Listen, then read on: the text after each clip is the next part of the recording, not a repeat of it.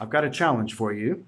For the next 30 seconds, try not to picture in your mind a bowling ball, especially with the 3 finger holes visible. Don't imagine what that looks like. You reckon you can do that?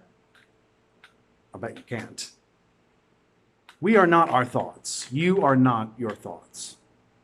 We often view our thoughts as something that is part of us. They come from our head. Often we hear them in our mind in our own voice.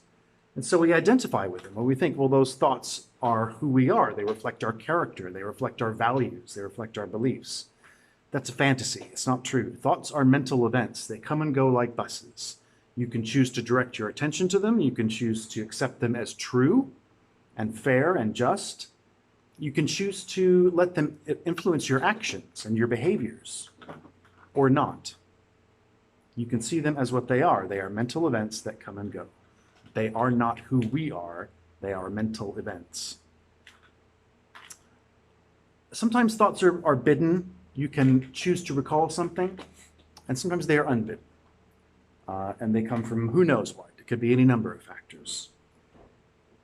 But negative thoughts like self-criticism, negative thoughts about others that can be prejudicial or discriminatory, either due to gender or disability or ethnicity or sexuality, etc., or thoughts, negative thoughts of behaviors that you consider immoral. So for example, if you're my generation, you might remember when Jimmy Carter ran for president, he famously said that to imagine committing adultery on his wife was a sin just as much as actually committing adultery on his wife, which is ludicrous, but he was super religious, so there you go. It's not the case.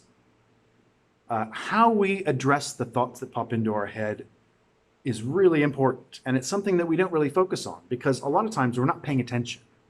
We're not living in the moment, and so these thoughts come and we don't really examine them, and we just sort of allow them to flow through our activities or actions that day and are manifested in our behavior.